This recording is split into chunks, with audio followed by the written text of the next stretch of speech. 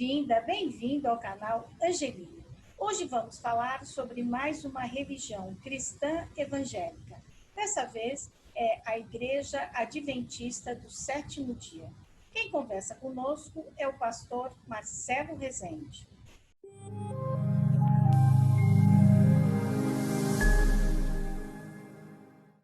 O pastor Marcelo Rezende é da Igreja Adventista do Sétimo Dia, é também teólogo, fez mestrado com ênfase no Novo Testamento e é, digamos, um guia religioso. Já viajou com muitos grupos para terras bíblicas pelo mundo.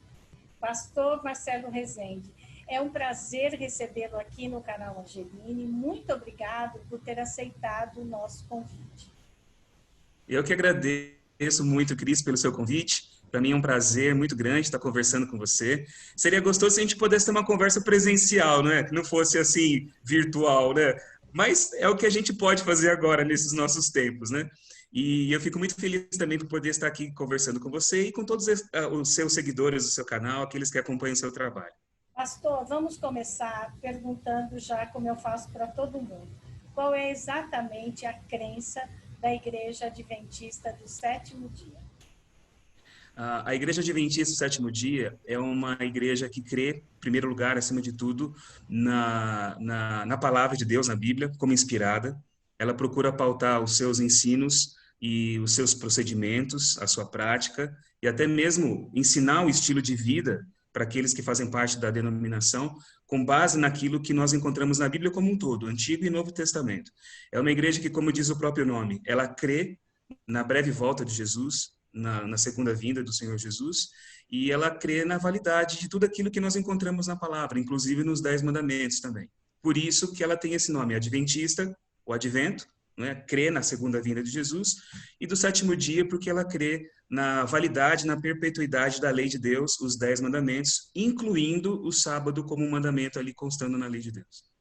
Então, pastor, eu gostaria de perguntar isso, porque a Igreja Adventista do Sétimo Dia acredita em Deus Trino, é isso? Deus, Sim. Pai e o Espírito Santo, né? Sim. Agora, a Igreja Católica, ela faz a missa aos domingos, que é, digamos, a oração principal, a cerimônia principal da igreja, aos domingos, porque Jesus ressuscitou no domingo, certo? Sim. Os adventistas também acreditam na ressurreição de Jesus Cristo. Então, Claro. por que é que vocês, a cerimônia mais importante de vocês é o sábado? E, além disso, o sábado é um dia, de fato, que não se trabalha, né? É um dia de guarda, digamos assim, é isso que chama? Sim, sim, isso. Essa é uma questão que para muitas pessoas pode parecer realmente um pouco diferente, né, estranha e até mesmo polêmica, porque não só a Igreja Católica, mas a maioria dos grupos cristãos, não todos, mas a maioria dos grupos cristãos tem a sua principal celebração realizada semanalmente aos domingos. Domingo é considerado o dia religioso, né, por excelência do cristianismo. Mas esse não foi um costume que nasceu com o cristianismo. Quando nós vemos a história, a gente percebe que os primeiros seguidores de Jesus, inclusive o próprio Jesus, eles eram judeus. E quando você olha a Bíblia, quando você vê o que a Bíblia realmente fala a respeito desse assunto, do dia sagrado, do dia de repouso, do dia de guarda, desde o começo ali das Escrituras, até inclusive no Novo Testamento, o dia separado para adoração, para celebração, para o repouso físico, mental, espiritual, sempre foi o sábado. Não existe na Bíblia nenhum mandamento, inclusive no Novo Testamento, que diga que o domingo deve ser santificado como um memorial da ressurreição de Jesus. Esse foi um costume que, aos poucos, foi entrando dentro da igreja cristã, principalmente quando o cristianismo ele expandiu para outros países, quando a palavra foi levada para outras localidades do Império Romano, e houve, naturalmente, uma fusão, houve um sincretismo entre crenças cristãs, crenças judaicas, costumes daqueles povos que foram evangelizados. Então, por volta ali do segundo século para frente, o domingo começou a ser considerado um dia cristão. E há períodos na história, em alguns lugares, onde a gente vê tanto o domingo como o sábado sendo santificados, os dois, né? Daí até a gente tem a ideia do fim de semana, como a gente fala, né? Sábado e domingo ali, né? Mas em alguns momentos a gente percebe que haviam grupos cristãos que celebravam o domingo, mas também santificavam o sábado, né? Esse foi um costume que, como eu disse, ele vai entrando lentamente e ele se torna um decreto, né, o domingo, no século IV, quando o imperador Constantino se converte ao cristianismo. Ele tem que legislar essa questão. Ele coloca uma lei para que o domingo seja santificado. Por que ele coloca uma lei? Porque, obviamente, se fosse um costume generalizado, se fosse ponto passivo entre todos os cristãos, não haveria necessidade de ser imposto de maneira legal. Mas isso acontece porque ainda havia grupos cristãos que tinham no sábado o seu dia principal. Então, como eu falei hoje para a gente, que vive no século XXI, tantos anos depois, tantos séculos depois, é um costume estranho. Você vê um grupo cristão santificando o sábado, sendo que o sábado é associado ao judaísmo, por exemplo. Mas na Bíblia, o sábado não é associado ao judaísmo. Jesus mesmo disse que o sábado foi feito para o homem, não o homem para o sábado, ele fala. Quer dizer, o sábado nos dias de Jesus também havia se tornado uma questão de muita polêmica, porque muitas pessoas utilizavam o dia como uma verdadeira camisa de força, né? As pessoas, elas eram escravas ali de uma série de regras, costumes e leis que transformavam o dia em algo insuportável. Mas ele mesmo disse, foi dado como um dia de prazer para o homem. Então, não para o judeu, para todos os seres humanos, né? Então, essa que é a principal questão. Então, como a igreja, como eu disse no começo aqui, ela procura se orientar e pautar os seus ensinos e a sua prática naquilo que encontramos nas Escrituras, a gente primeiro se reporta às Escrituras, depois aos costumes e às tradições que não se chocam com ela. É daí que vem o sábado para a gente. Agora, pastor, no sábado, vocês não podem fazer algumas coisas, não é? O sábado, ele é um dia reservado de fato para Deus, digamos assim, para o Senhor, para os cultos. Ninguém da igreja adventista trabalha aos sábados, é isso? A gente segue o princípio do mandamento de Êxodo 20, capítulo 20. Você lê ali o texto dizendo assim, não farás nenhum trabalho, nem você, nem seu filho, nem sua filha, nem o estrangeiro que está ali na sua casa, nem o seu animal, fala assim, nada, ninguém. Todo mundo que estiver com você ou debaixo da sua responsabilidade, eles devem descansar nesse dia. O sábado é um dia em que a gente procura virar, a gente pode dizer assim, virar a chavinha, sabe? A gente trabalha durante a semana, é correria, é preocupação com uma série de coisas, a nossa mente sempre é tomada por toda essa loucura da vida moderna.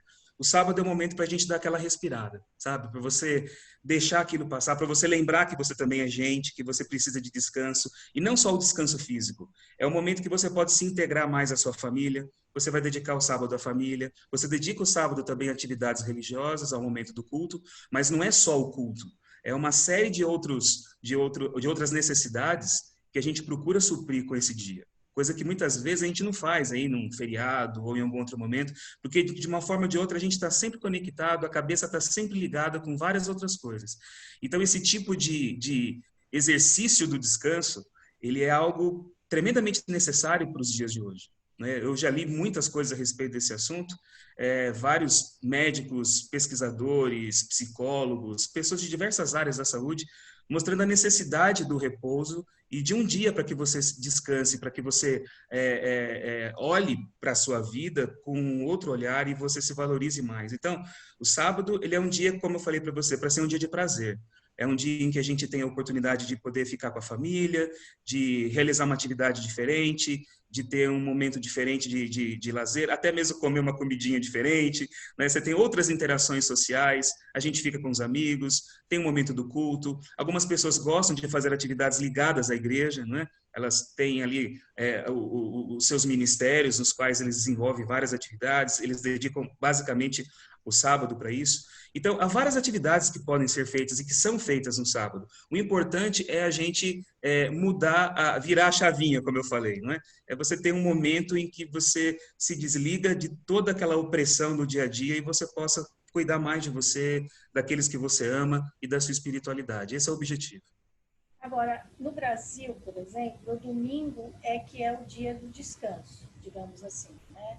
E aí, o que vocês fazem nos domingos?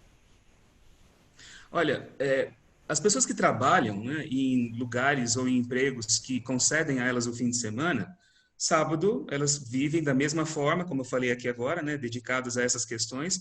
No domingo, se ele não trabalha, ele pode fazer qualquer outra atividade, ele tem um fim de semana para ele descansar. Algumas pessoas são profissionais liberais, né, e aproveitam até o domingo para trabalhar também. Em alguns outros lugares, pessoas já têm o domingo como um dia de trabalho em alguns empregos aí. E as pessoas trabalham também. Então, o domingo ele pode tanto ser um dia para que você também se dedique a você mesmo, algumas outras coisas, como um dia onde você pode trabalhar ou até realizar algumas outras atividades não espirituais ou não religiosas, né, que você não realizaria no sábado, se não for o caso de algo ligado a trabalho, entende? Mas o domingo é um dia que cada um pode fazer o que quer e não tem nenhum tipo de problema nisso, sabe? É algo normal, natural. Muitos trabalham, como eu te falei, né? Procuram trabalhar no domingo ou compensar. Em alguns empregos, as pessoas procuram fazer isso, né? Elas trocam o sábado pelo domingo, quando há a possibilidade de fazer isso. Cada um vai arranjando de acordo com a sua agenda pessoal.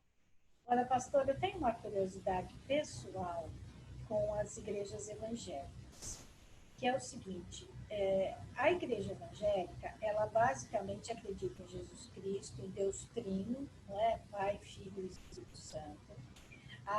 O que mais se utiliza na igreja é o Novo Testamento, a palavra de Jesus, os evangelhos, tá? Mas me parece que a moral e também os costumes, eles vêm muito da lei de Moisés. Por que isso acontece? Ou eu estou enganada?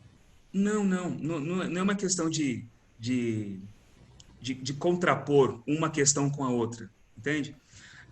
Quando a gente vê a Bíblia, e essa é uma pergunta muito boa que você falou aqui, porque muitas pessoas elas têm essa divisão entre o Antigo Testamento e o Novo Testamento, né? O Novo Testamento ele seria mais autoritativo para o cristão, ao passo que o Antigo Testamento seria um livro de uma validade um pouco mais vencida, só com algumas histórias, alguns ensinos, algumas aplicações válidas no que diz respeito ao que se refere ao Novo Testamento. E não é assim. Quando a gente vê a história da Bíblia, acima de tudo, ela vai contar para a gente o relacionamento de Deus com a humanidade. Deus se revela e Deus revela o relacionamento dele com a humanidade. A gente vê a criação do mundo, inclusive o sábado ele aparece na criação, Deus faz tudo em 6 dias, descansa no 7º, dedica o sábado à humanidade, lá em Gênesis capítulo 1 e 2, a gente vê essa história. A Bíblia vai contar a história do pecado, uma ruptura que acontece entre a humanidade e Deus, e de lá para frente, a gente vê a busca de Deus em reatar esse relacionamento com a humanidade. E Deus ele vai fazendo alianças com o ser humano. Ele vai escolhendo pessoas e vai fazendo alianças com elas. Ele faz uma aliança com Noé, quando ele praticamente refaz o mundo na história do dilúvio. Ele faz uma aliança com Abraão e ele promete a Abraão que pela descendência de Abraão e na descendência dele, todas as nações do mundo seriam abençoadas. E é daí que vem a questão do povo de Israel, do povo judeu, por causa de Abraão, né? O povo judeu é descendente de Isaac, filho de Abraão. Deus faz uma aliança com o povo judeu quando eles saem do Egito, liderados por Moisés, e lá no Monte Sinai ele dá a lei para eles. Mas a gente tem que entender o seguinte, o que Deus está fazendo não é trabalhar só com um povo. Deus ele está trabalhando com a humanidade. E em todas essas alianças, ele faz uma promessa de que um dia viria o Messias, viria um Salvador, que iria fazer com que essas promessas pudessem ser realizadas e toda a humanidade voltasse a ser abençoada e voltasse a ser uma coisa só, como era lá no Éden. Entende? Deus faz aliança com Israel, depois ele vai fazer uma aliança com um personagem da Bíblia muito famoso, um homem chamado Davi, o rei Davi, e ele promete a Davi que o descendente dele vai ser esse Messias, vai ser esse Salvador, que vai reinar para sempre, e é através dele que a promessa que ele fez a Abraão iria se cumprir, a humanidade toda seria abençoada. E o Novo Testamento entende esse Messias como sendo Jesus. Por isso que a primeira frase do Novo Testamento, quando a gente lê o Evangelho de Mateus, é genealogia de Jesus Cristo, filho de Davi, filho de Abraão. É assim. Ele é o cumprimento dessas promessas. E quando ele se manifesta, ele não vai jogar fora aquilo que veio antes dele. Pelo contrário, ele é o cumprimento disso.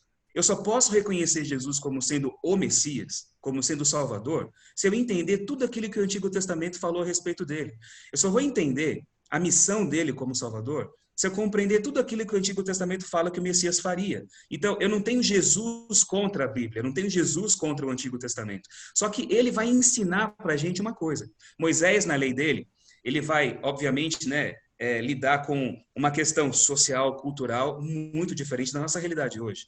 Ele está lidando com a sociedade de 3.500 anos atrás. Uma sociedade escravagista, uma sociedade que vivia num ambiente cultural, tecnológico, radicalmente diverso do nosso. Então, você vai olhar leis ali de costumes, de regras sociais, que são totalmente diversas daquilo que a gente tem hoje. Então, qual que é a questão da lei de Moisés? A lei de Moisés, ela vai apresentar costumes diferentes, mas existe um espírito na lei. Existe uma essência de justiça na lei que é atemporal. Por exemplo, quando ele vai falar a respeito de como um senhor deve lidar com seu escravo, ele fala assim, olha, o escravo vai ser escravo seu por 7 anos.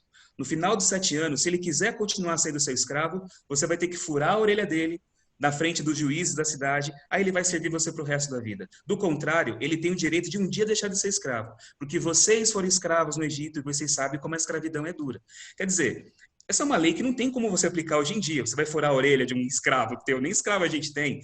Mas o que que isso ensina para mim? Isso ensina para mim o seguinte, se eu sou um patrão, se eu tenho empregados, ou se eu sou responsável por pessoas, eu tenho que ser justo com elas, eu tenho que ser bondoso com elas, eu tenho que conceder a elas os direitos sociais que elas merecem.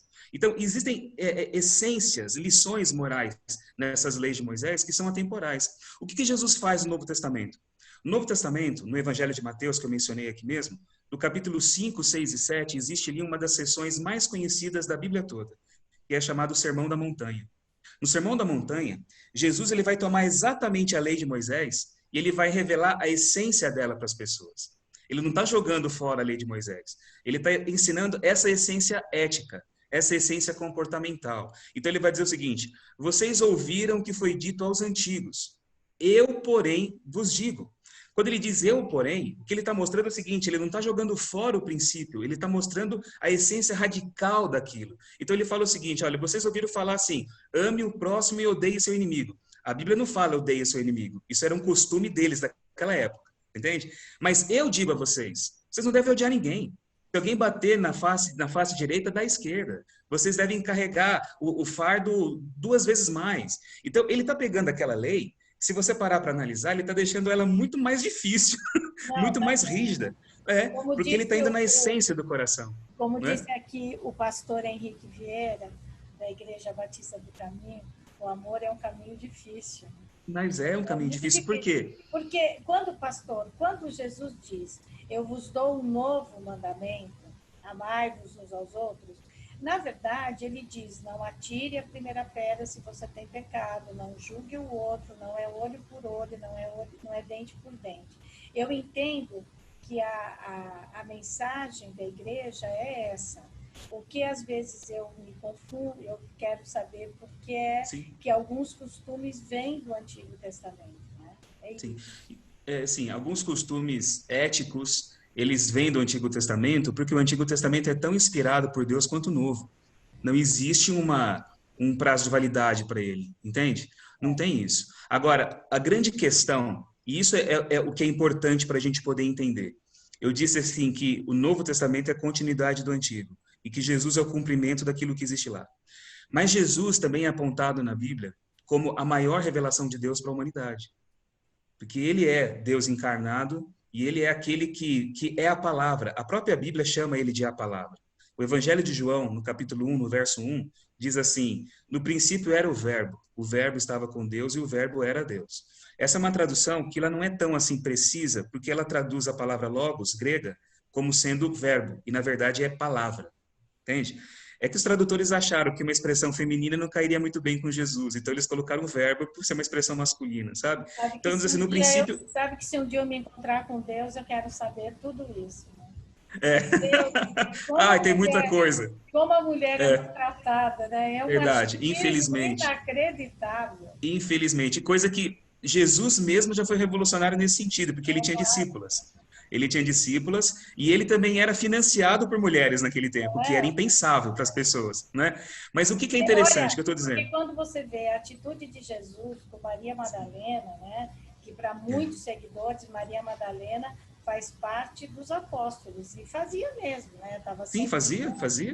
Mas a história conta quanto 12 apóstolos, ninguém fala de Maria Madalena. Não, mas ninguém... ela é a primeira testemunha que Jesus ressuscitou.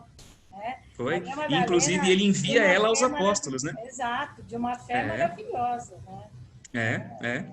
Mas o que é bonito nisso em relação a essa questão do comportamento ético do Antigo Testamento com o Novo, e o referencial nosso, é que se Jesus é a palavra, ele é a palavra encarnada, ele é a palavra feito gente, eu tenho que olhar para ele. Ele é o meu referencial. Então, assim, quando eu estou lendo a Bíblia, Antigo e Novo Testamento, se há alguma questão no Antigo Testamento que me levanta uma dúvida, um comportamento ético, uma ação de alguém, ou uma história que relata ali uma atitude de uma pessoa que me deixou ali meio em dúvida se aquilo é próprio ou não é próprio para mim, como que eu vou poder resolver essa questão? Olha para Jesus. A vida como ele viveu é a vida perfeita. Ele é a encarnação da palavra, ele é a encarnação da lei, ele é a encarnação da Torá de Moisés, ele é a encarnação da essência de tudo isso. Então, o meu referencial é a vida de Jesus, a vida que ele viveu. É através dele que eu vou enxergar toda a Bíblia. É através dele que eu vou unir o Antigo e o Novo Testamento.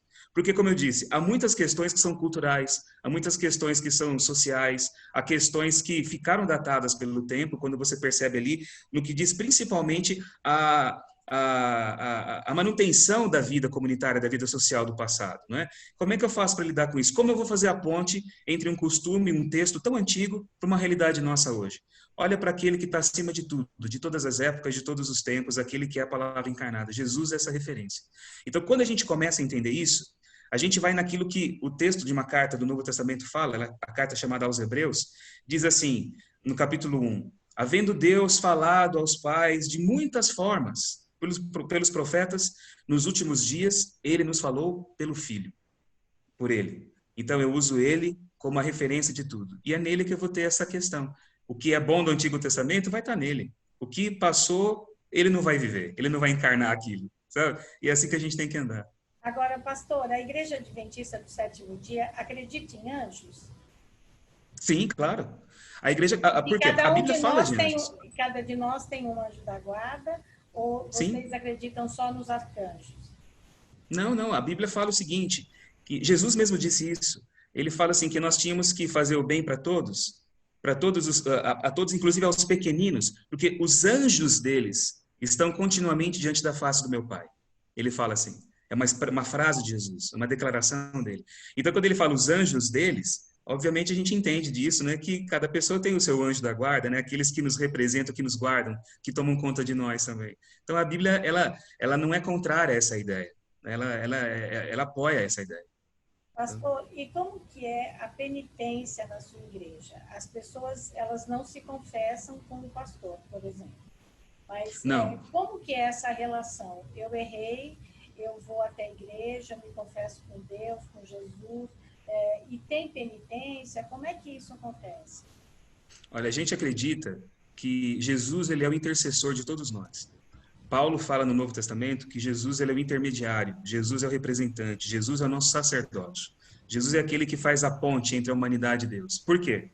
Porque ele é o único que é ao mesmo tempo Deus e homem. Ele pode falar para Deus de maneira direta, porque ele é Deus, a essência divina está nele, e ao mesmo tempo ele também se dirige diretamente à humanidade, porque ele também é homem, a essência humana também está nele, é o Deus homem. Por isso, ninguém pode fazer essa ponte entre o homem e Deus. Ninguém. Na nossa igreja, e não só na nossa igreja, em várias outras igrejas também de origem protestante, até mesmo evangélica, a figura do pastor, embora ela seja considerada por muitos como uma figura sacerdotal, não é?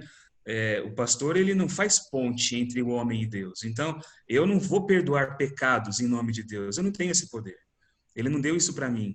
Eu posso aconselhar, eu posso ouvir. Às vezes uma pessoa, e eu faço isso muitas vezes como pastor, fiz isso durante muitos anos na minha vida. As pessoas elas me procuram para conversar, para desabafar, para procurar orientação, para orar junto comigo. E isso é um trabalho pastoral de cuidado que eu realizo. Né? Lidando com as feridas, com os medos, com os traumas, com os erros das pessoas.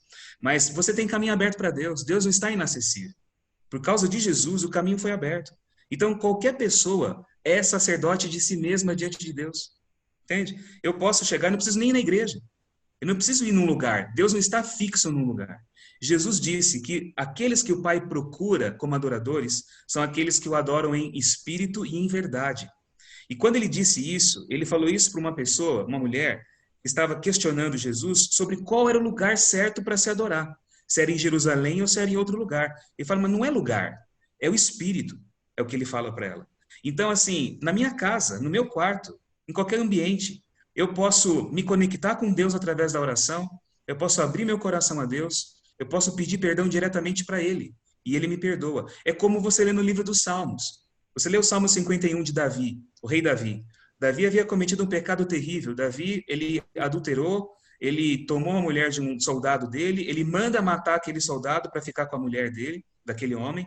Ele faz tudo isso na surdina. Ele era o rei, ele achou que ele podia fazer tudo. Só que Deus vê, e o pecado dele foi descoberto. E quando ele tem consciência do pecado dele, o profeta, na época, né, que vai anunciar o recado de Deus para ele, né?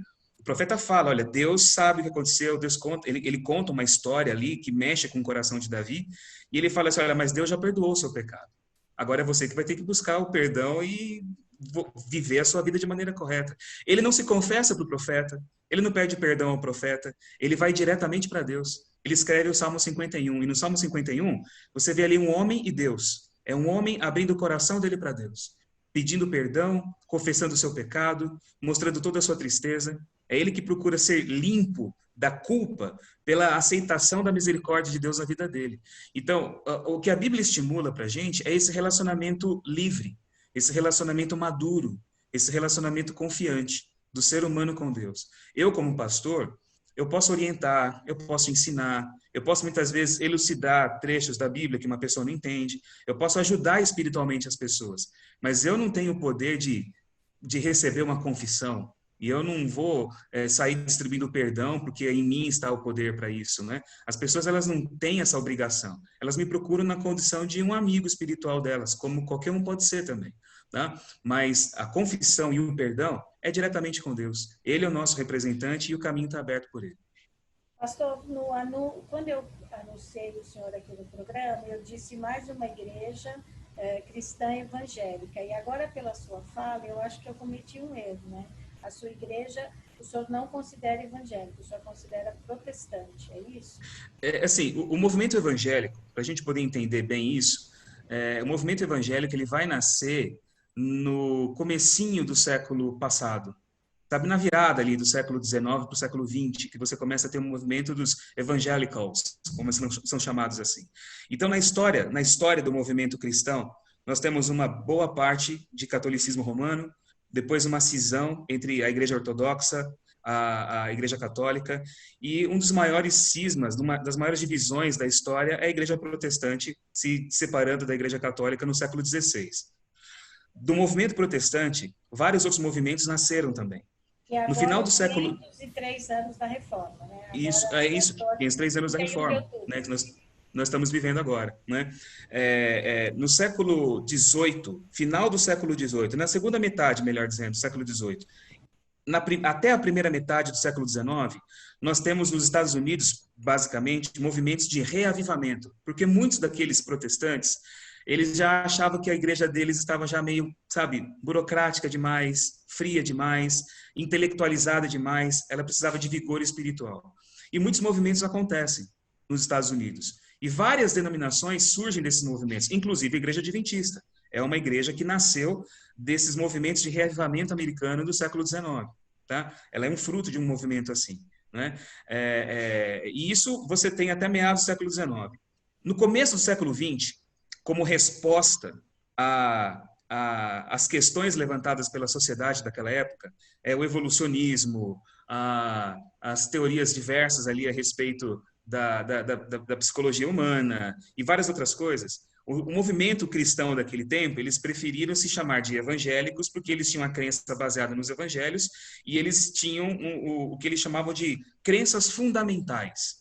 Aí vem a ideia do fundamentalismo que a gente fala. Então, quais são as crenças fundamentais? O nascimento virginal de Jesus, a inspiração literal da Bíblia, eles acreditam nisso, a inspiração verbal, assim que eles falam, né? A inspiração verbal da Bíblia.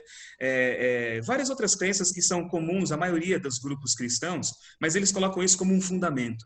Então, aí começa a aparecer essa ideia dos evangélicos e dos evangélicos fundamentalistas, tá? Que é uma reação de um grupo especial, uma reação social às questões levantadas na sociedade daquela época. Então, assim, o movimento evangélico, ele não nasce com Lutero. O movimento evangélico, ele não nasce no século XVIII, né? Ele vai começar a aparecer no século XIX para frente. Então, assim, pegando ao pé da letra, se alguém falar para mim, a sua igreja é evangélica, você é evangélico? Fala, se você considerar como evangélico aquele que não é católico, né, e se reúne, crê na Bíblia, se reúne na sua igreja, tem pastor e tal, tudo bem, sou evangélico.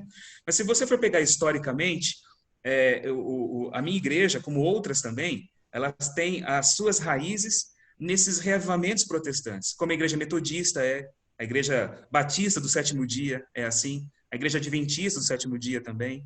Então, são igrejas que elas surgiram um pouquinho antes desse grupo ser chamado categoricamente de evangélicos fundamentalistas, entende? Então, o senhor me desculpe aí na apresentação, mas... Não, que isso, não tem problema.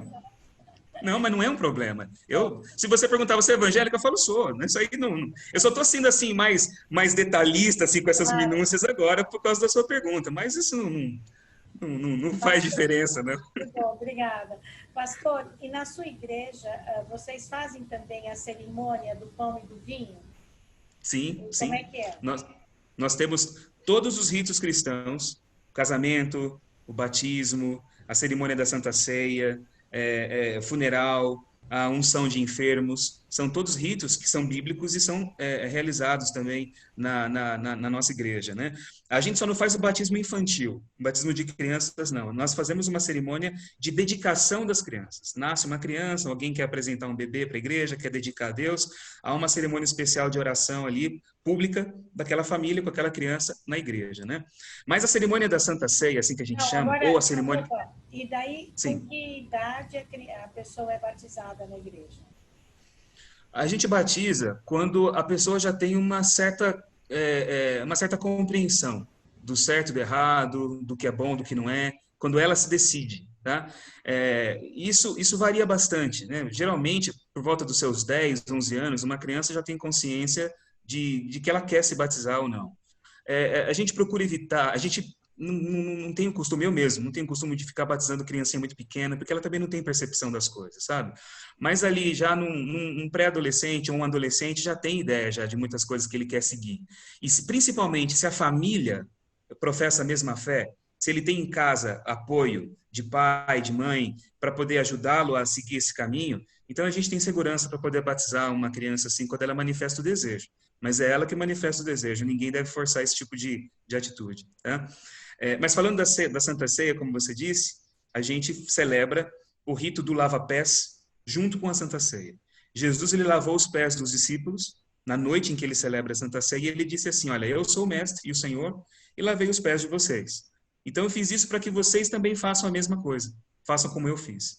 Então é uma cerimônia chamada cerimônia da humildade, né? Nós lavamos os pés uns aos outros, os irmãos fazem isso, e a gente celebra a ceia logo na sequência, né? Com o pão e o suco de uva não alcoólico, tá? E o pão sem fermento também.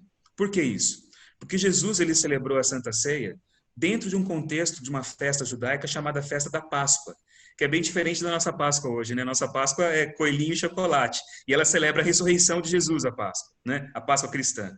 Mas a Páscoa bíblica, a Páscoa judaica, ela vai relembrar a história do Êxodo, da libertação dos israelitas da escravidão do Egito por Moisés. E Jesus, na celebração dessa festa, ele tomou o pão e tomou o vinho, e ele se identifica nesses emblemas. Ele fala, olha, esse pão é meu corpo e esse cálice é meu sangue. E o pão, naquela ocasião, era o pão sem fermento.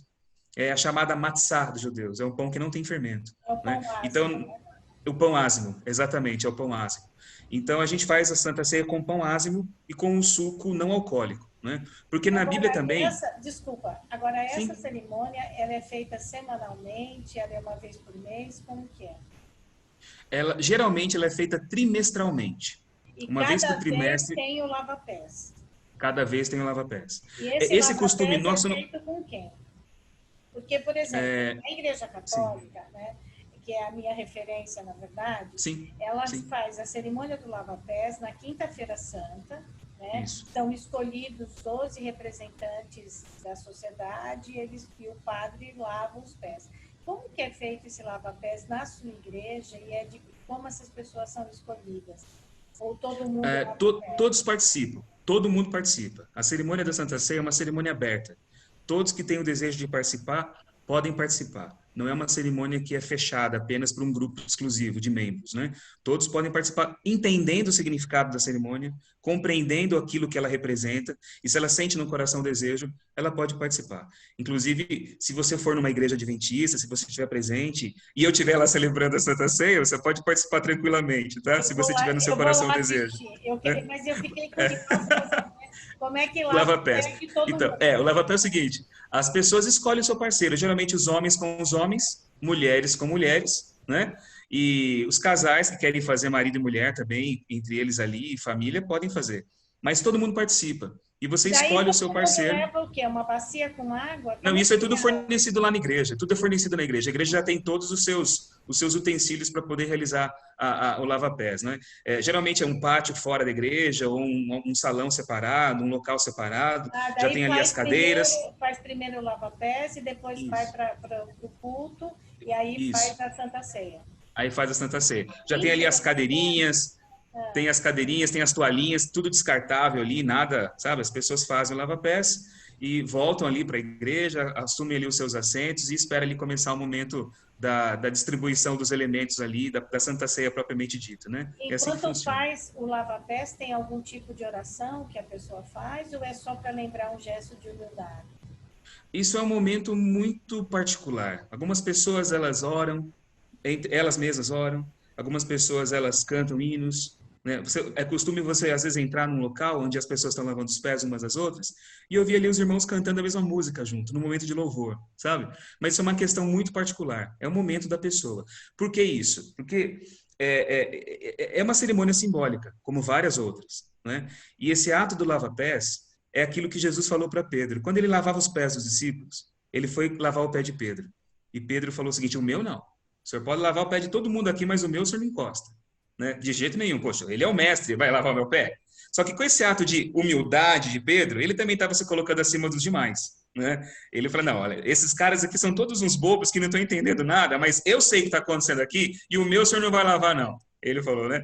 Aí Jesus disse para ele assim: olha, se eu não lavar os seus pés, você não tem parte comigo. Em outras palavras, se eu não lavar o seu pé, eu não te conheço, você não me conhece, a nossa amizade acaba aqui agora. É o que ele fala. Aí ele fala assim: então faz o seguinte, senhor, lava não só meus pés. Se é assim, então, lava as minhas mãos, a minha cabeça, me batiza, lava o corpo todo. Aí Jesus fala para ele o seguinte: não, Pedro, quem já está limpo não precisa lavar senão somente os pés. Ele fala.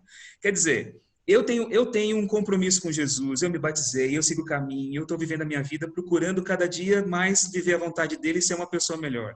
Mas eu sei que o dia a dia não, a gente não está vivendo no Jardim do Éden, né? Esse mundo tem uma série de problemas, a gente tem os nossos contratempos, os nossos desencontros, a gente tem as nossas crises, os nossos pecados, os nossos erros. Então, o lava-pés é uma cerimônia simbólica que vai renovar o nosso compromisso com Jesus, como ele fez com seus discípulos. E não é um batismo, é só lavar os pés, porque os pés da gente, eles sujam, eles ficam sujinhos nas poeiras dos caminhos da vida que a gente trilha, né? E muitas vezes a gente precisa de dar uma paradinha, fazer aquela autoanálise, olhar para dentro do coração e falar: Senhor, tem algumas questõezinhas na minha vida aqui que eu gostaria que o Senhor me ajudasse a superar. Então, o lava-pés é um símbolo disso. E o que é bonito é por que as pessoas lavam os pés umas às outras? Porque quando eu faço isso, eu entendo que naquele momento eu sou um instrumento de Deus para ajudar aquela pessoa a se reconectar com Deus e vice-versa. Quer dizer, a comunidade ajuda as pessoas, o grupo ajuda um ao outro a poder experimentar essa reconexão com Deus. Então é muito importante eu ter essa ideia. Eu sou instrumento de Deus na vida do próximo, como o próximo também é instrumento de Deus na minha vida. Ninguém é melhor que ninguém. Todo mundo aqui sabe que precisa crescer, mas crescer juntos. Então, a Lava Pés é esse simbolismo dessa união, dessa conexão, dessa missão que a comunidade tem de cuidar dos seus próprios membros, cuidar uns dos outros, e de você olhar para dentro do seu coração e falar assim: olha, tem coisinhas aqui, Senhor, que eu preciso superar, me ajuda. Então, isso é um símbolo, tá? Não há nada de mágico na água, não é a água, não tem poder de fazer nada disso. É um símbolo dessas verdades que Jesus colocou para gente. Ninguém trouxe a água de Israel, nada, né? Fez Não, nada não, disso. não. Não joga água de Israel ali no tanquezinho ali, não. Mas tem Pastor, gente, todo mundo que vai lá, que eu levo nessas viagens, o povo gosta de trazer, né? O povo pega a aguinha do Rio Jordão, aquela coisa toda, leva para casa. Mas nada, eu falo brincando pro pessoal: olha, é legal você levar como uma lembrança, se você quer guardar, que você foi e tal. Mas pensa bem, se essa água tivesse um poder mágico, Israel não teria problema nenhum, seria o melhor país do mundo, né? seria Porque mesmo. eles bebem dessa água o tempo todo. Agora, pastor, deixa eu te perguntar, quem faz parte da Igreja Adventista do Sétimo Dia tem algumas regras que eu não sei se elas são obrigatórias ou se elas são só recomendações, mas que eu acho muito interessante. Uma delas é dormir 8 horas. Nossa, acho isso maravilhoso. E a outra é cuidar da alimentação, é beber água. Por que a igreja dá essa recomendação? Ou faz parte da disciplina, não sei. A gente parte do princípio, como eu já disse, né? Desde o comecinho, eu falei assim, que a Bíblia é referência para a gente, né?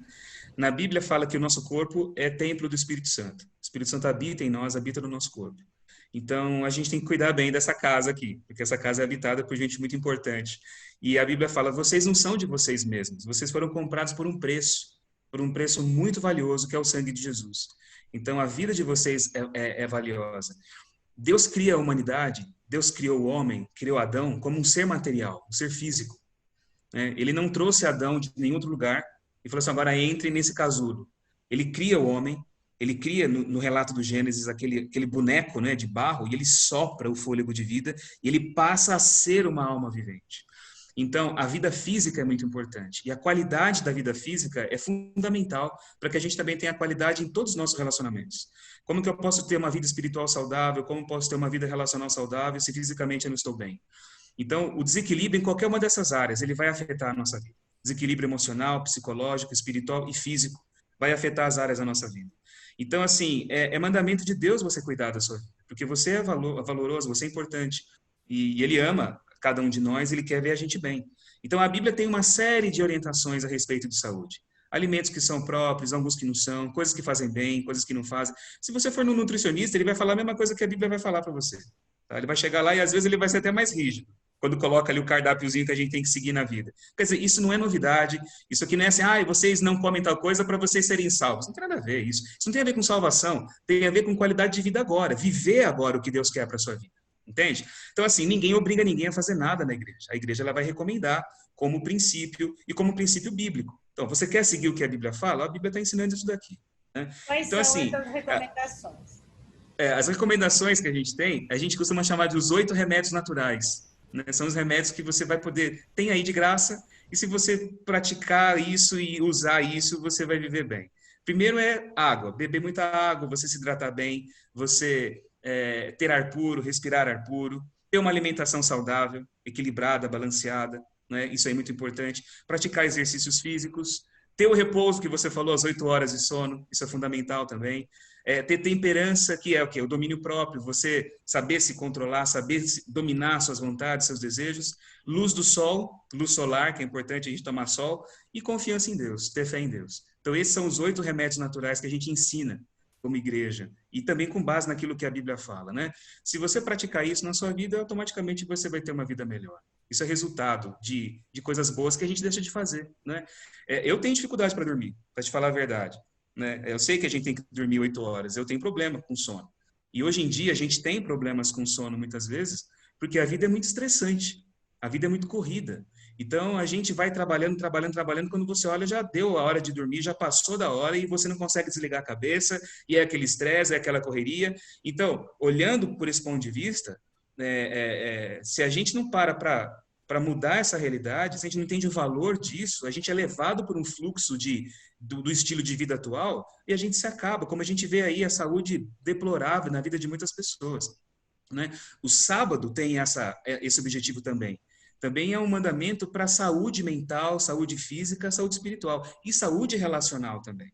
Então, tudo que se encontra na Bíblia, eu procuro sempre ensinar isso para as pessoas das minhas igrejas.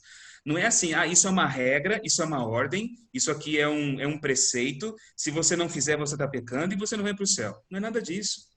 Né? O que a Bíblia está mostrando para a gente é um caminho para a gente viver bem, viver feliz, viver amando, respeitando as pessoas, se amando, se conhecendo, se respeitando e alcançando a qualidade de vida que Deus quer que você tenha. Afinal de contas, Deus é o pai, não é? Nós somos os filhos. Um pai que vai cuidar bem dos seus filhos. E ele está ensinando para a gente como seguir esse caminho. Né? Só que a Bíblia vai contar histórias de pessoas que fizeram e não fizeram certo. Que fizeram errado e se deram mal. Pessoas que fizeram errado e foram perdoadas, recomeçaram a vida. Pessoas que caíram e se levantaram. Porque ela vai mostrar a vontade de Deus pura, mas como ela é vivida na vida humana. E é por isso que a gente olha para esse livro e se identifica com essas histórias da nossa vida, porque a gente também está vivendo a mesma coisa, sabe? Então, eu tenho que saber o que é bom, e com a força de Deus, com a ajuda de Deus, buscar pelo poder dele, viver isso que é bom na minha vida. Não tem receita ruim seguindo assim e procurando viver uma espiritualidade desse jeito. Agora, pastor, a Igreja Adventista do Sétimo Dia também tem umas clínicas, não tem? Eu não sei se são clínicas médicas para recuperação. Por que exatamente? Quem é que pode ir nessas clínicas? A Igreja Adventista, ela tem várias frentes de trabalhos sociais, várias. Tem essas clínicas naturalistas, são hospitais e clínicas naturalistas. Tem médicos ali, claro, médicos, psicólogos, enfermeiros, enfermeiras. É um hospital, você encontra ali. Tem hospitais adventistas, são hospitais mesmos, como qualquer outro hospital aí fora, né? E as clínicas de tratamento natural. Qualquer pessoa pode ser beneficiada. De tratamento natural, ela se assemelha a um spa, é isso? É como um spa, exatamente. É como um spa naturalista, tá? A alimentação lá é vegetariana, você tem nutricionistas que vão avaliar a sua necessidade, vão prescrever aquilo que você precisa. Muitas pessoas, elas vão numa clínica não só para poder procurar repouso, mas também para procurar a cura, procurar a saúde, ou procurar mudar o estilo de vida delas, quando elas entendem que precisa de uma orientação para isso. Então vão lá, ficam lá uma semana, 15 dias, aprendem ali uma série de coisas, uma série de recursos para poder viver melhor e vão praticar isso na vida delas, né? Qualquer pessoa pode ser beneficiada por isso, né? Existem sites, você pode procurar na internet várias dessas clínicas em vários lugares aí do Brasil e você pode participar ali de um programa desse de tratamento, né? A Igreja Adventista também tem escolas, tem uma rede de escolas, a Escola Adventista, uma escola, meus filhos estudam na Escola Adventista, minha esposa estudou na Escola Adventista também, a vida dela, e muita gente já estudou na Escola Adventista, uma rede de ensino tão abalizada, tão credenciada como qualquer outra rede de ensino, né? A igreja tem uma fábrica de produtos naturais, que é a Superbom. Em todos os mercados você vai encontrar produtos da Superbom, suco de uva da Superbom, alimentos vegetarianos, né? A carne vegetal, como eles costumam falar, que vem em latinhas assim, né? A carne vegetal, produtos assim, produtos congelados também, naturais, sempre dessa linha vegetariana, você encontra na Superbom. E a igreja também tem uma publicadora, uma editora, chamada Casa Publicadora Brasileira, que fica em Tatuí. E tem uma rede de TV, que é a TV Novo Tempo, né? Que está em todos os planos aí de TV por assinatura, tem a programação no YouTube, tem a programação também disponibilizada na internet, em aplicativos. Então, há uma série de frentes de trabalho, de serviço social, de serviço comunitário e de evangelismo que a Igreja Adventista realiza, né? Agora, pastor, e qual que é a hierarquia da Igreja Adventista? A hierarquia da igreja? Como funciona assim a liderança da igreja? A liderança da igreja ela é eleita, e ela é eleita por um período de tempo. Então não existe assim um dono da igreja adventista. Não existe aquela pessoa, ele agora é o chefe da igreja e ele vai ser até o dia da morte dele, tá? Não existe isso. De tempos em tempos, essas funções elas passam por um período de eleição. Então assim, por exemplo, isso acontece desde a igreja local até em nível mundial, né? Existe um presidente da Igreja Adventista do Sétimo Dia, a sede fica em Washington, nos Estados Unidos, e lá você tem o presidente da igreja, né? Só que ele é presidente da igreja por 5 anos só. Depois de 5 anos, uma série de delegados que são enviados representando as suas igrejas dos seus países se reúnem numa assembleia geral e eles elegem o outro presidente. Pode ser a mesma pessoa, pode ser outra pessoa também, tá? Isso acontece também nesses níveis administrativos maiores aqui no Brasil e na América do Sul e em vários outros continentes. Nós temos líderes responsáveis pelo trabalho da igreja no estado de São Paulo, líderes responsáveis pelo trabalho da igreja na América do Sul. Esses líderes são sempre eleitos por grupos representativos da própria igreja local, tá? Mas, por exemplo, eu sou pastor. Não foi a minha igreja que me escolheu para eu ser pastor deles aqui, né? Eu sou pastor de 5 comunidades, eu não sou pastor de uma só. Isso também é um pouquinho diferente de algumas outras igrejas evangélicas, né? Onde você tem um pastor para uma igreja só. Eu sou pastor de 5, porque a gente estimula muito o ministério dos próprios irmãos. Chamado assim, eu não gosto dessa expressão, eu acho ela meio pejorativa, mas é chamado de ministério leigo, sabe? Ministério leigo, né? Daqueles que não são, entre aspas, né? Trabalham com religião o tempo todo, né? Não são profissionais ali dando a coisa. Mas a gente sempre tem o estímulo para que os líderes locais assumam seus papéis. Então, eu tenho uma série de anciãos que são eleitos pela própria igreja local, líderes de ministérios eleitos pela própria igreja local, e assim que funciona. Eu, como pastor, eu fico um determinado período de tempo numa região. Então, eu já fui pastor já de vários lugares aqui do estado de São Paulo, em 20 anos meus de ministério. Já ocupei várias funções também, sabe? Tanto locais como também administrativas da igreja. Já tive a oportunidade de participar de funções assim. E o que acontece é o seguinte, existe uma sede, um escritório administrativo do nosso trabalho em determinadas regiões do estado de São Paulo. No oeste do estado de São Paulo, a sede administrativa fica em São José do Rio Preto. Você tem um escritório, a gente costuma falar que é o escritório da Associação da Igreja Adventista do Sétimo Dia, Paulista Oeste, é o nome. Você tem Paulista Leste, Paulista Sul, tem vários outros lugares, né? Então, assim, lá você tem... Você também tem essa organização fora do estado de São Paulo, né? Tem. Eu estou citando São Paulo assim como exemplo, mas tem vários outros estados e regiões do Brasil, né?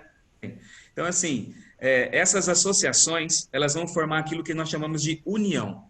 Então, existe a União Central Brasileira, a sede dela fica em Arthur Nogueira, aqui no estado de São Paulo, tá? Mas são várias associações. Então, nessas associações, nós temos aqueles que administram o trabalho da igreja. Tem lá um pastor, que é o pastor geral, tem um secretário, tem tesoureiros, tem vários outros líderes ali que vão orientar o que acontece nas demais igrejas, nas demais regiões, dentro desse espaço que eles administram. Então, é esse grupo que vai enviar o pastor para uma determinada região por um determinado período.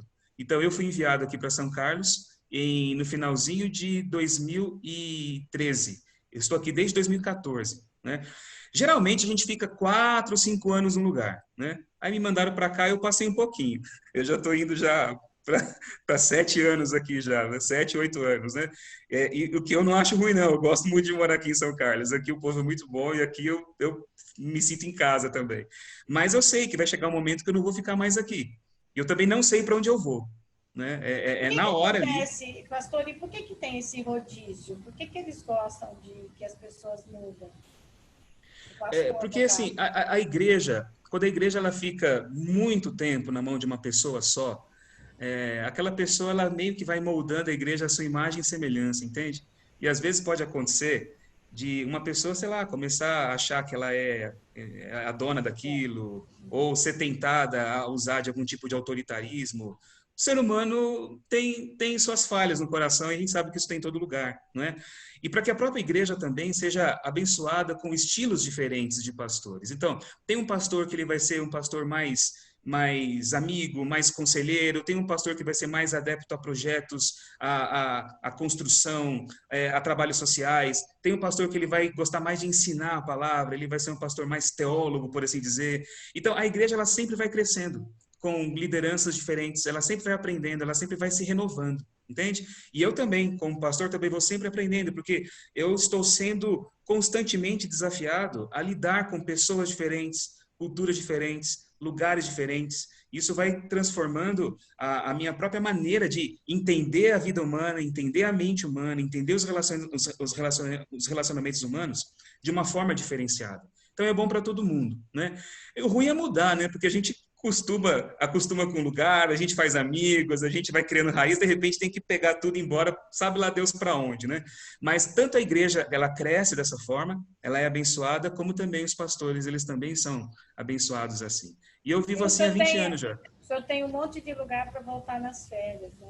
Tenho vários convites de vários lugares. E eu falo para as pessoas, né? A gente faz amigos, os amigos eles não vão sendo perdidos, a gente vai aumentando, né? A gente vai aumentando, né? E eu falo para as minhas igrejas também, olha, eu fui pastor de vocês, mas vocês são que nem filhos, a gente nunca esquece, vai ser igreja minha para sempre, eu falo assim, né? Então eu sempre tenho lugar para poder visitar, sempre tenho amigos. Muitas vezes eu sou chamado para poder fazer casamentos de pessoas que começavam a namorar quando eu era pastor lá. Depois eu vou fazer batismo dos filhos dessas pessoas, ou vou apresentar os bebês quando nascem. Às vezes acontece isso, né? De você participar da história ali do pessoal. Isso é muito gostoso, é muito legal. Pastor, tem alguma coisa sobre a Igreja Adventista do Sétimo Dia que o senhor gostaria de dizer que eu não te perguntei? Olha, não, eu acho que a nossa conversa aqui foi boa, né?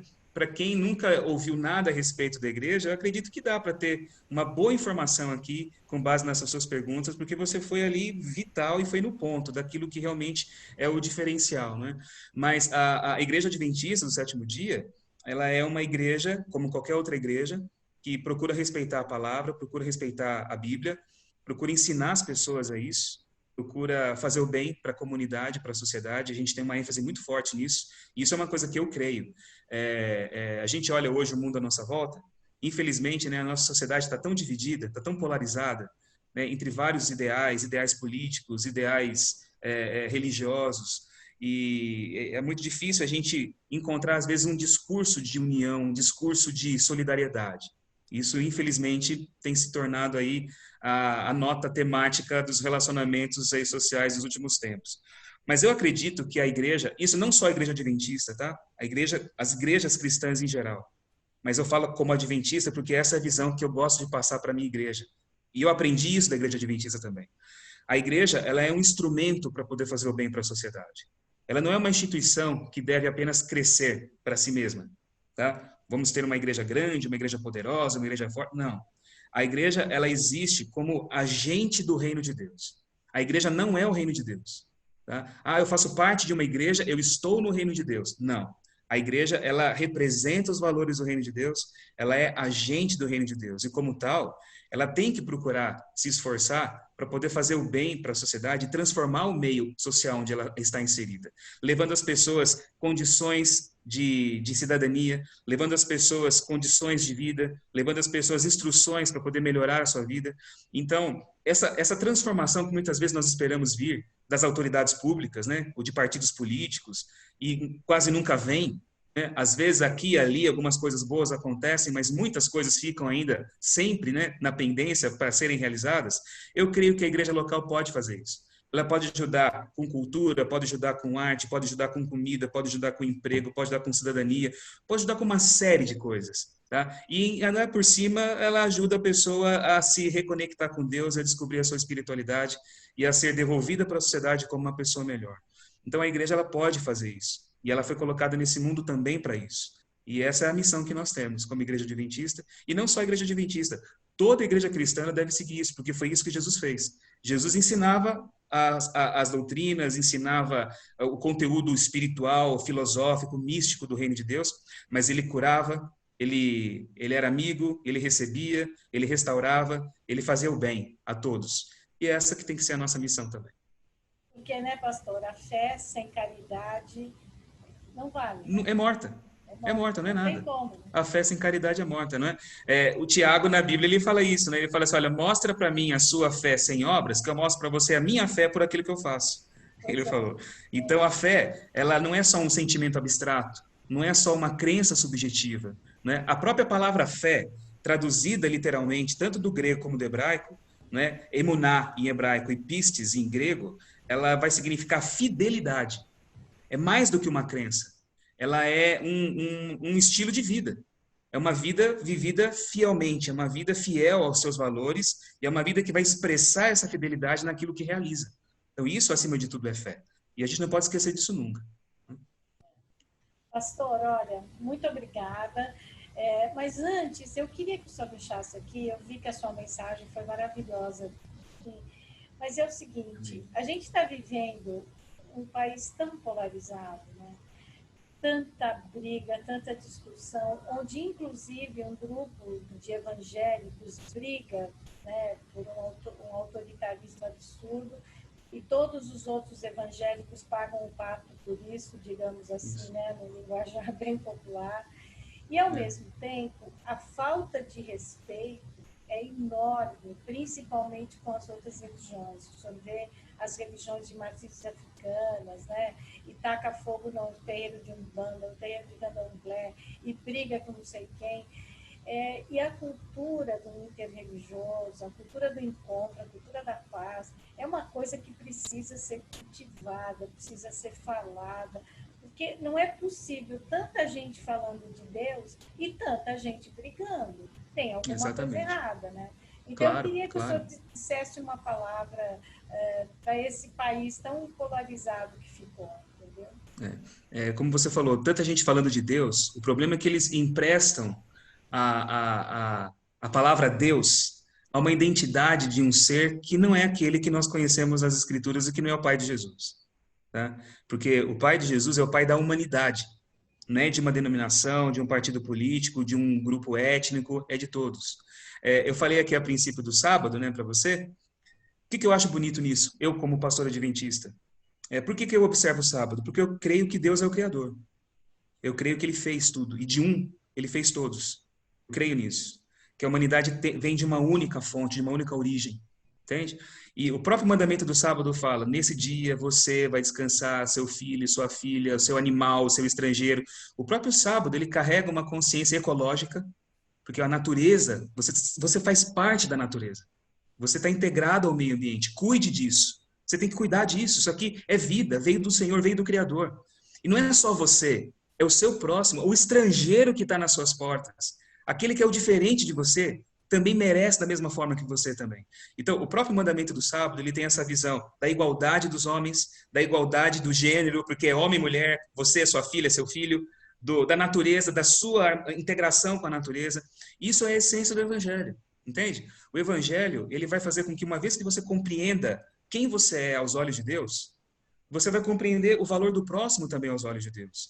Você vai compreender o valor da vida humana, apesar das diferenças de fé, das diferenças de cultura, das diferenças de opinião, das matrizes culturais as mais diversas, como a gente vive hoje em dia, nos movimentos religiosos também. Apesar disso tudo, nós todos temos uma única referência, que é o Pai, que é Deus. Eu tenho que procurar me relacionar com o próximo dessa forma. A Bíblia fala assim: se você diz que ama a Deus, que você não vê, mas se você maltrata o irmão que você vê, como você ama a Deus? Porque eu creio num Deus pessoal. Eu creio num Deus que fez o universo e que não está diluído nas coisas. Eu creio que ele é uma pessoa. Eu creio nisso, é minha crença. Mas eu sei que tudo existe em Deus. Paulo fala na Bíblia que nós vivemos, nos movemos e existimos nele. Tudo está nele, ele está em tudo. Ele está presente em todas as coisas.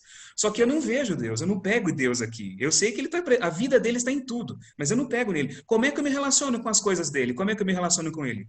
Cuidando bem daquilo que está à minha volta, respeitando as pessoas. Ora, se Deus está presente em todos, Deus está presente em mim, Deus está presente em você. Se eu digo que eu amo a Deus, eu não vou maltratar você. Se eu digo que eu amo a Deus, eu vou maltratar os animais. Eu não vou sair queimando a natureza, acabando com tudo à minha volta. Eu não vou sair destruindo o mundo. Eu não vou sair pisando no outro porque ele tem uma visão diferente da minha. É claro, ele tem uma ideia, eu tenho a outra. Vamos respeitar, não é? Se eu conseguir fazer com que ele enxergue um ponto de vista diferente e isso fizer bem para ele, ótimo. Se não, eu que tenho que aprender com ele também, tá? Mas isso é a essência do Evangelho. E isso, como você disse, citando o pastor que você entrevistou, né? O amor é o caminho mais difícil. Por quê? Porque ele vai lidar com a essência da nossa natureza pecadora. A essência da nossa natureza pecadora. Então, a nossa natureza pecadora, ela sempre vai lutar contra esse tipo de coisa, entende? E eu tenho que compreender que uma vez que a palavra do Evangelho entrou no meu coração, a minha mente muda, o meu olhar muda, eu vou receber aqueles que eu não recebia, eu vou aceitar aqueles que eu não aceitava, eu vou compreender os que são diferentes de mim, ainda que eu continue sendo diferentes deles, mas eu vou compreender aquelas pessoas, aceitar o jeito delas serem e vou procurar viver harmoniosamente com aqueles que eu puder e que estiverem à minha volta. Foi assim que Jesus viveu. Eu não falei que ele é a referência? É assim que a gente tem que viver também, né? Nossa, pastor, adorei. Muito obrigada. Muito bom mesmo. E olha, então, para os nossos internautas saberem, né, a gente deixa aqui um texto com as referências do pastor e também os endereços nas redes sociais para quem quiser segui-lo. E se o senhor quiser também, pastor, o endereço das igrejas do senhor, aonde o senhor realiza os seus.